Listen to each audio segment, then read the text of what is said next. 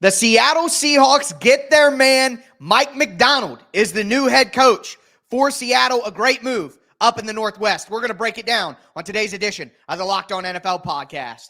Let's roll, baby. You are Locked On NFL, your daily NFL podcast. Part of the Locked On Podcast Network, your team every day.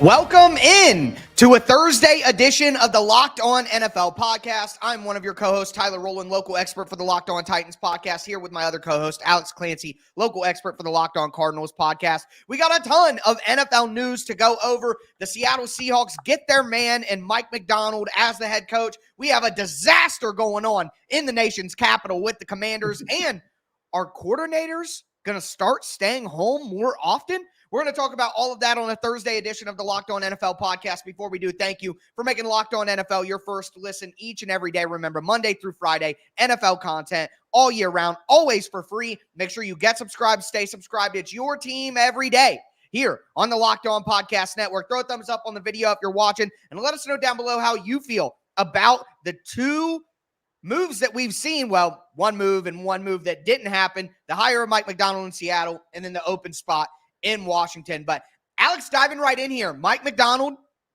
goes from being a defensive coordinator for Jim Harbaugh in Michigan, going to defensive coordinator for the Baltimore Ravens, has a very good showing, if I'm honest, based on what we saw in that AFC Championship game. And now we'll get the opportunity to get the head job in Seattle. He is the youngest head coach in the NFL now at 36 years old, replacing Pete Carroll, who was the oldest head coach in the NFL. So an interesting decision there for Seattle.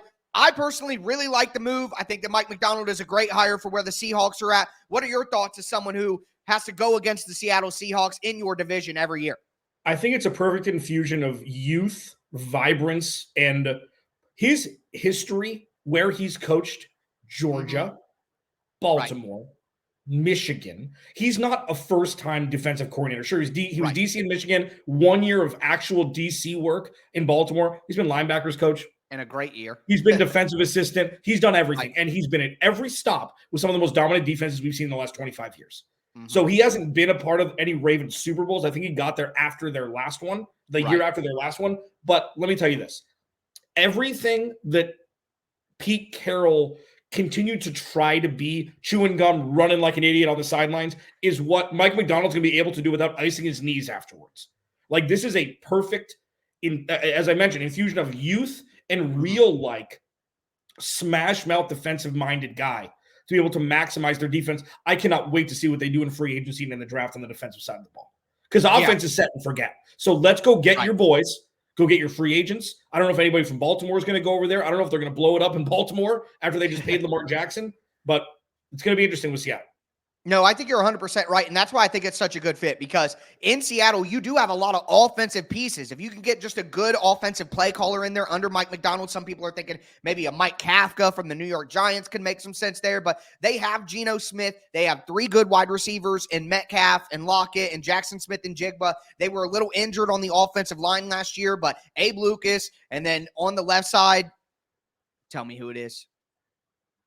Oh, my God. I'm dying. We'll get to that, but Kenny Walker and Zach Charbonnet, great running back. So they have so much talent there in Seattle on the offensive side of the ball. It's the defense that needed to step up for Seattle. That's where they need it. Okay, yeah, I was going to lose my mind. Charles Cross and Abraham Lucas, Evan Brown at center. They have a lot of great pieces on the offensive side of the ball. So now you get a guy who can elevate that defense, who's one of the best schematic defensive coaches in the entire NFL. There are a few things I want to point out here as well. You talk about winning your division. Well, you got Kyle Shanahan and you got Sean McVay, who has shown that they have a specialty of shutting down the Sean McVay, Kyle Shanahan offense. It's Mike Macdonald. He has had a ton of success against guys who run that offense. And you want to talk about winning a Super Bowl. Who do you got to beat? Looks like, as you always say, Alex, it's Patrick Mahomes until it isn't. And who just held Patrick Mahomes to 0 points in the second half? It wasn't the Ravens defense that lost the Ravens that game. It was Lamar Jackson choking and the offense making mistakes. So and including Todd Monken. We got to give him his blame for the play calling. Nice. So you look at the best offensive minds and the best offensive teams in the NFL, who has proven that they are uniquely suited to have a game plan to stop that. And it's Mike Macdonald. He went 4-0 last year against the NFC West. So I think this is a great fit, not only because Macdonald is a young and gifted schematic guy on defense, but the Seattle Seahawks situation, needing some better help on defense with good pieces on offense, and the guys he's going to have to go against to win for Seattle, I think it's a slam dunk. Are you surprised he got a Matt Rule contract? I mean, he got 6 years instead of 7, but are you surprised he got that big of, are you surprised these guys are getting this big of deals? I think so. I got to be honest. As a team that just hired a new head coach and Brian Callahan, he got a 5-year deal from the Titans. We saw Dave Canales get a 6-year deal from the Panthers, which I'm sure his agent wanted that security with how crazy David Tepper has been in recent years. But yeah, I do find it, I don't want to say off-putting, but I guess a little surprising that we're seeing these coaches get such long deals. But I mean, when you're Seattle, you're a team that's had a ton of stability, and you don't want to make it look like you're going to be unstable going forward. So I think it was smart for Seattle to invest in Mike Macdonald. That defense, it may need more than just one season to turn around with the personnel that they need on that side of the ball. But overall, I think it was a smart move from Seattle, whether the contract is 4 years, 5 years, 6 years, whatever it happens to be. Obviously, like you're saying, 6 years. I still think it's the right move for Seattle long-term. Yeah, and they're like Pittsburgh and they're like Baltimore. Stability. Like John Schneider went from one of the worst drafting GMs to a guy who's one, like, you win Super Bowls, and then he's kind of like John Lynch, where it's like there are these outliers of just idiocy from that position, and then they totally redeem themselves, 10 times over. And they solidify their job more than it was before. So, yeah, I mean, this is just a thing. Now there's just a question mark. Is the quarterback the guy? What do they do on the defense? Because the offense is set and forget. I don't know what it's – check out, Corbin Smith. I'm sure he's going insane. Yeah. Corbin Smith from Locked On Seahawks. But, yeah, listen, it's something that we're starting – so, like, we saw this with quarterbacks a couple years ago. It's like, okay, who's next? And quarterback position is difficult. Okay, so it's like I think that we, for quarterbacks – are now slowly starting to pull back on anointing too quickly, okay? Because you've got, Jalen Hurts, who's kind of taking a step back, and Joe Burrow. And it's not taking a step back. It's just, you just don't win. It's hard to win in the NFL. Justin Herbert has never left the airport, and then you've got guys like Patrick Mahomes who are just world beaters all around. Then you have Mr. Irrelevant getting to a Super Bowl. With coaches, Belichick is going to be gone, at least for this year, unless Washington somehow calls him. He's like, hey, you're the only guy on the list. I don't see how that's a good fit. You can't go hire Adam Peters as the best GM candidate in the NFL and then go get a coach like Bill Belichick or Mike Vrabel that wants total roster control. It just doesn't make sense. Right. But so who's going to be the next wave of coaches? And we're starting to see last couple of years, Matt LaFleur and Zach Taylor and guys like that, where it's like we didn't really know. And then now we kind of do. This is going to be the next crop of guys where it's like, who's going to make it? Who's going to get fired after 2 years? And I think that the Seahawks have set themselves up, at least on paper, passes the eye test, with flying colors, and this is going to be a great guy to lead the defense and the team in the future. Well, you're knocking on a door that we're going to walk through here very soon, talking about some of these coordinators like Bobby Slowik and Ben Johnson, who turned down head coaching opportunities. And one of the teams that got turned down by both those guys is the Washington Commanders. What was seen as the best head coach opening, they are in panic mode in Washington. We're going to talk about the disaster there. One last note on the Seahawks. They have the 16th pick. If they are a little weary about Geno, J.J. McCarthy from Michigan, obviously Mike Macdonald is going to know him very well and get some good intel there. So that's a pairing that we might need to watch at 16. But we got to talk about this disaster in D.C. here in just a moment. Before we do, though, do want to let you guys know that today's episode of Locked On NFL is brought to you by LinkedIn Jobs. At the start of the new year, every small business owner is asking themselves the same question. What's the one move that I can make that'll take my business to the next level in 2024? LinkedIn Jobs knows that your success all depends on the team you surround yourself with. That's why LinkedIn Jobs has created the tools to help you find the right professionals for your team faster and for free. LinkedIn isn't just another job board, okay? LinkedIn has a vast network of more than 1 billion professionals, which makes it the best place to hire. Hiring is so easy when you have that many quality candidates. So easy, in fact, that 86% of small businesses get a qualified candidate within 24 hours. It's why small businesses rate LinkedIn jobs #1 in delivering quality hires versus leading competitors.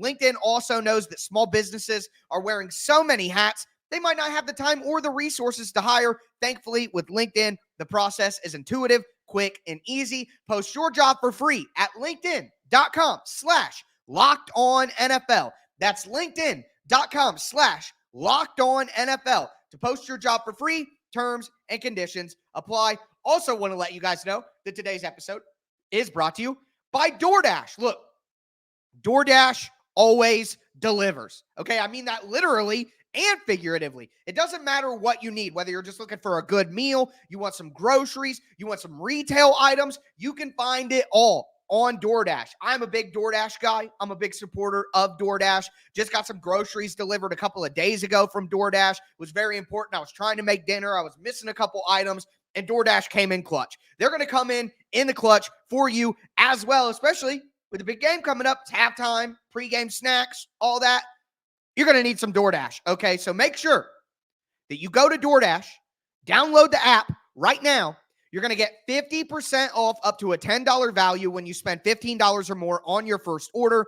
All you got to do is, again, download the DoorDash app and enter the code LOCKED23. Subject to change, terms apply. Again, that's 50% off up to a $10 value when you spend $15 or more on your first order. When you download the DoorDash app, enter that code LOCKED23. That's LOCKED23. Subject to change. Terms apply. Don't forget, use LOCKED23 for 50% off up to a $10 value on your first order when you download DoorDash.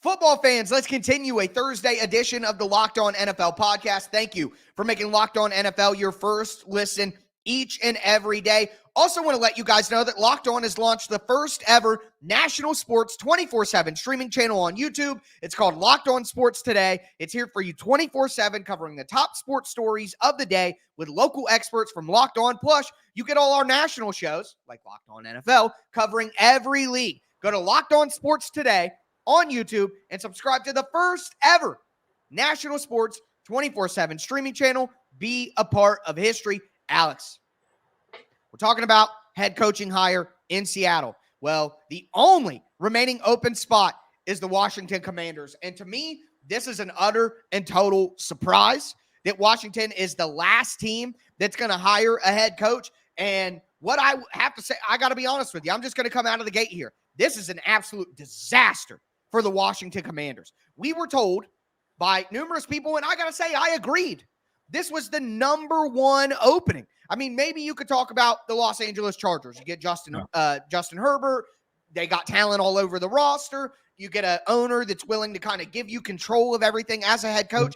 But in Washington, you hire Adam Peters, who was the #2 guy in San Francisco and widely considered as the best non-GM executive in the NFL. You have $84 million in cap space. You have a brand new owner with, Snyder being out of there. Right. And you got Josh Harris in there now, an owner who's probably going to let you do things you want to do. The roster is a bit of a blank canvas. If we're honest, while that being the truth, they still have good wide receivers, Dotson, Terry McLaurin. They have talent on defense with Jonathan Allen, Deron Payne, Cam Curl. Like, they have talent, but also are a moldable chess piece. They have cap money. They have a great executive that they've hired now. They have a new owner that's willing to spend. It's a historic franchise. Like, that is a great opportunity for any head coach. The fact that Ben Johnson turned them down, the fact that Bobby Slowik went back to Houston, the fact that they didn't get Mike Macdonald. Again, guys like Bill Belichick and Mike Vrabel, who want total control of everything, they don't make any sense when you just hired Adam Peters. So for me, you're looking at Washington. They're probably going to end up with like Dan Quinn, Aaron Glenn, some of these older defensive coaches. I think this is just an absolute disaster for the Washington Commanders. And to go from what looked like the best coaching opportunity in this hiring cycle to getting the worst candidates and getting the C-level candidates, I mean, I don't know how you could say it any other way than a complete disaster in DC. How do you, can you tell me again how you feel? Sorry, it's just so crazy to me. I'm This shocked. blows my mind. How does the Carolina Panthers job get filled first? With no path. No path. And listen, the Commanders roster is flawed. The offensive line is the worst in football. Statistically, they gave the most sacks last year. Sam Howell played fine when he had time. Okay, I take him over Bryce Young in 2024.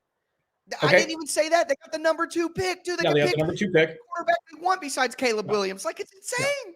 Yeah, and I don't know if this is just Daniel Snyder's gone. It's not a disaster in the fact that they flubbed this. I mean, they have because they haven't hired anybody, but it doesn't make rational sense, which is something that makes me think, like, is there something else? Is Eric Bieniemy in line to get this? Like, Eric Bieniemy's there.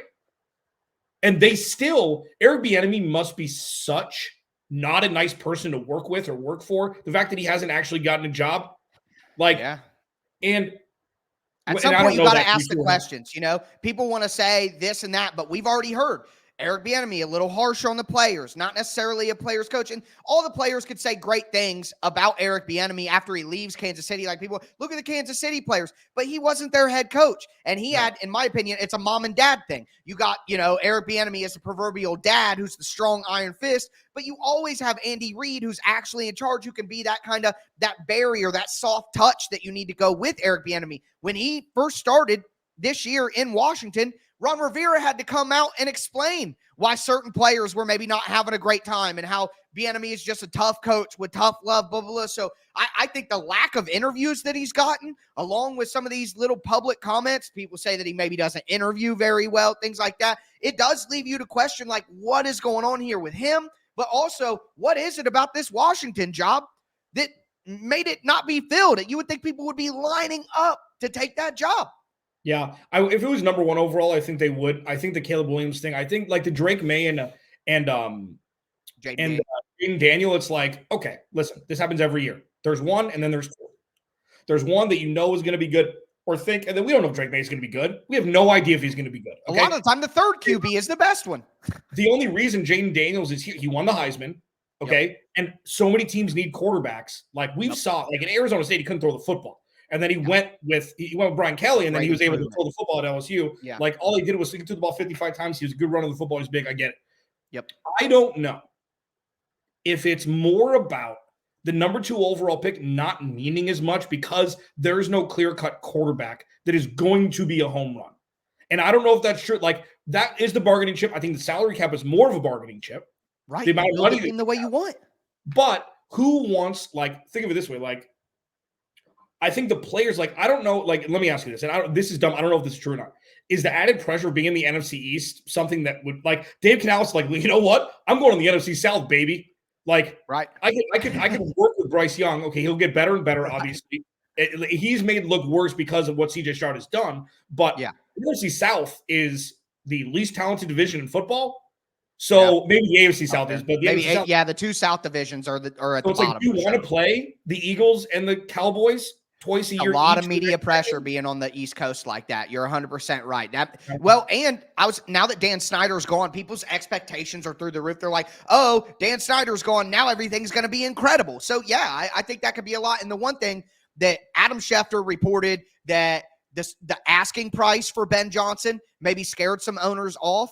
But at the end of the day, Washington is desperate here. Like, would you rather pay $15 million for Ben Johnson or hire Dan Quinn? Like, what's going to be more fruitful down the line when you fire Dan Quinn after 2 years and you got to pay another coach while you're still paying him? Like, you're going to pay that money anyway. So, again, I just think it's absolutely insane here that they didn't pay what it took to get Ben Johnson away from Detroit. But like my co-host has said here recently, just absolutely clairvoyant sometimes from Alex. Clairvoyant Clancy is a new nickname here. Yeah. Alex has been talking about it. Are we going to start seeing coordinators around the NFL stay and just get a raise and not move on to head coaching opportunities that could be risky? I think we might be seeing that play out. I'm going to let Alex talk a little bit more about that here in just a second. But first, This episode of Locked On NFL Thursday is brought to you by our friends at PrizePicks. PrizePicks is badass, if I can say that. That's not in the script. That's not in the copy that we have to read, but I think it really packs a punch. I really think it does. PrizePicks is awesome. Okay, like if you don't know how PrizePicks works, you pick two or more, then pick two more players, and then just pick more or less in their projected stats. You string them together, you win some money. Okay, deposits are super fast. Withdrawals are almost instant at times. Like it's the wildest thing where it's like, man, how long is it going to take? Like I win something, how long is it going to take for me to withdraw? Like that, which is a complete game changer. If you want to go into the specials tab, you can do combined projections, NBA, NFL, more or less. They make it so easy to enjoy their platform that you'd be doing yourself a disservice by not downloading the app right now. Or go to prizepicks.com/LockedOnNFL and use code LockedOnNFL for a first deposit match up to $100. Again, go to prizepicks.com/LockedOnNFL and use code LockedOnNFL for a first deposit match up to 100 buccarinas.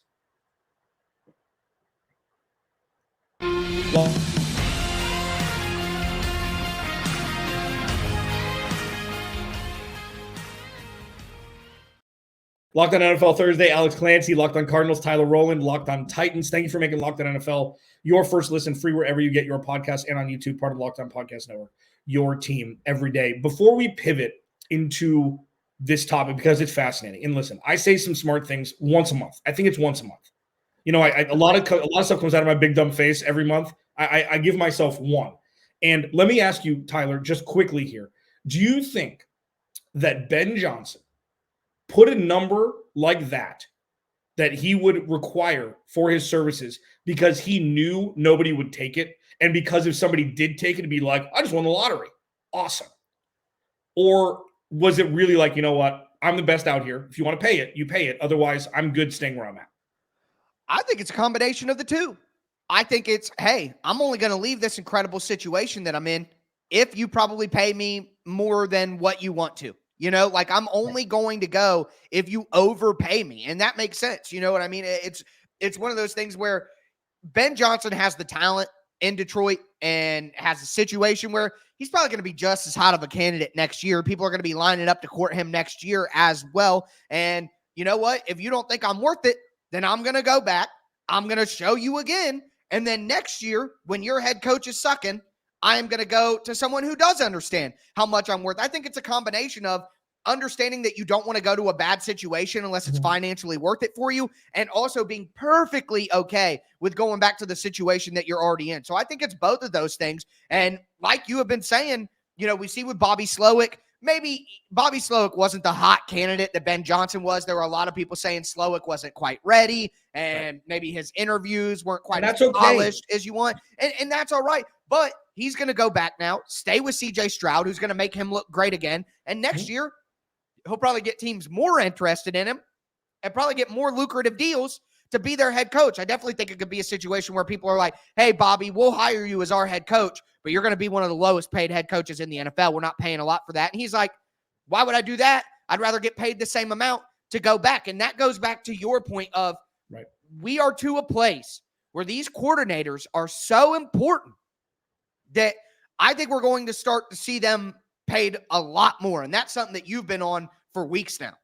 Well, I mean, it's like, I worked in the restaurant business for 20 years. Okay. It funded my lack of making money in the radio business for over a decade. Not all great servers or bartenders make great managers. Not all managers make great general managers, and not all general managers make great district managers. Right. Keep people where they're good and let them thrive. And you pay them in an effort to allow them to stay and thrive for you. And especially with guys like DeMeco Ryans a different case because he's not Dan Campbell. Okay, he's been a defensive coordinator. Like DeMeco Ryans he will always be the apple of my eye for the Arizona Cardinals. Right. But I feel like having a unified front and paying coordinators what they deserve, especially with CEO head coaches like Dan Campbell. And Dan Campbell's completely transformed that organization. So that's not a slight on him at all. Okay. He's perfect. And you need guys like Ben Johnson to just do things for you that are outside, of your purview. And I feel like if this is the trend, you're going to see such a better product on the field. Mm-hmm. Okay. Mostly offensively, I think it's like 65-35 offensively, because if you lose your entire offensive scheme, it takes half a year to really play through the new one. Defense, a lot of it's more instinctual and trust with the players that you have. So if you bring back the same roster on defense, you have a little bit of a different scheme, little different base scheme, you can adapt a little bit more quickly. But with offense, especially with offense being, the bell of the ball here, even though we kind of shifted a little this year, it's like, keep your offensive coordinators close. I'm talking about that with Drew Petzing with Arizona. I know they didn't win many games this year. I know that it's a little bit further pacing. You have to think about the future with these things. And if Drew Petzing is going to be up, next year maybe he'll get head coach. If the Cardinals win 8 games next year, 9 games, and the offense thrives, he'll get head coaching. You pay him $8 million a year, and you keep him the hell at home. Yep. And I think if you pay him like that, guys are more apt to stay. I don't think that everybody needs to be a head coach. I think the pay bump is massive from coordinator to head coach. Obviously the control, drafting, things like that. But I don't know, man. I don't know if it's worth it for a lot of guys who are going to fail anyways and then become coordinators again. Well, I think that there's another trend in the NFL that kind of goes hand in hand with this, and it's the leader of men trend. People see Dan Campbell, they see John Harbaugh, and teams are looking around like, hey, rather than going with the hot offensive coordinator, rather than going with the hot defensive play caller, why don't we go with a guy who's a CEO, leader of men type, like Dan Campbell? And the thing is, if you are going to have that coach, and I'm someone, you just talked about Arizona, I cover the Tennessee Titans.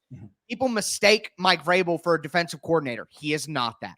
He is a leader of men, CEO. He's not a play caller. He's not a scheme guy. And we saw Mike Vrabel crater once he lost Arthur Smith and he lost Dean Pease, because it is so important when you have that leader of men, CEO type coach, to have gifted schematic coordinators. And that's why John Harbaugh does so well. And that's why I think Mike Tomlin has faltered in terms of having teams that can actually compete, because he has not prioritized hiring outside talent from outside his building that are maybe more talented than they are loyal to him and his guys. You know what I mean? So if there is going to be a trend in the NFL now where teams want more of a CEO leader type than the hotshot offensive play caller like we've seen from years before, then that makes the having that coordinator and having that continuity even more important. Because let's be honest here. Who is Dan Campbell if Ben Johnson isn't running that offense? Dan Campbell is an offensive coach. He was a tight end. He's coached offense his whole time, but he's not a play caller or a schematic guru like Ben Johnson is. So I think if teams are going to prioritize that leader type of coach that is just a manager of everything, then that increases the prioritization of hot shot play callers. And in turn, those guys are going to have to be paid more if you're going to go with a non-schematic gifted head coach. So I think multiple trends are kind of playing out in front of us here, and it all kind of works together. But yeah, agreed. And I like it. But I think the one prerequisite for the CEO, and that's not a slight, like for anybody who thinks like that's right. A CEO, that means he doesn't know ball. No.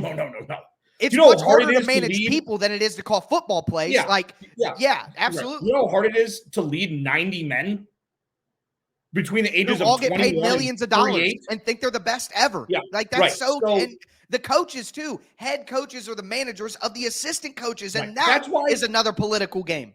Right, and that's why I've always thought it was insane that head coaches would be calling plays. Like, like it just never, like with Sean McVay and Kyle Shanahan, like they did it and it worked. I get it. Some people can just do it. Not everybody's cut out for that. Cliff Kingsbury in Arizona had no business calling plays, or he should have been an offensive coordinator, one or the other. And it's something like, it's not bad being a head coach and scheme, like calling plays is like, it's just, it's Looney Tunes a lot of times. It's insane. Now, but the one prerequisite, I think we both agree, has to be a former NFL player to be a leader of men.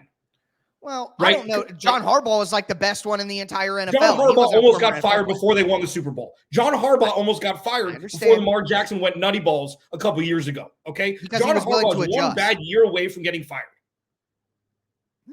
He's one, like, dude, listen. But he's an outlier. He's an outlier. Generally, I understand what you're saying. To have that command and to be that type of leader and to have that sort of hold on the locker room, it typically takes a former NFL player who can look the player in the eyes and say, I've been where you are. I understand how you're saying that is a very important prerequisite. But as we know in the NFL, there is no blanket statement that works. There's always an outlier to everything in life. But I generally understand what you're saying. Yes. Look at Antonio Pierce. Perfect example. He was respected on the field in college, in the NFL, and now he's immediately, it doesn't matter. Go get coordinators. And he can call some plays, but it's like, go get coordinators, And I call it being the president with the cabinet. That's what I said with Jonathan Gannon. It's kind of like that, where it's like the cabinet really is the driving force and the president's the face. Yeah. But it's like it's a lot tougher to be president than cabinet member. Congress is more important in America than the president in terms of actual change. So that's another example there in real life where the president is important and is the figurehead of things like the coaches, but you can't get anything done without the two houses. You know what I mean? Yep. Yeah. All right, listen, Locked On Politics, we'll save that for another day. But with that being said, that is going to do it for a Thursday edition of the Locked On NFL podcast. I am one of your hosts, Tyler Rowland, here with my co-host, Alex Clancy. As I tell you guys every week, start your weekend early. Stay safe out there.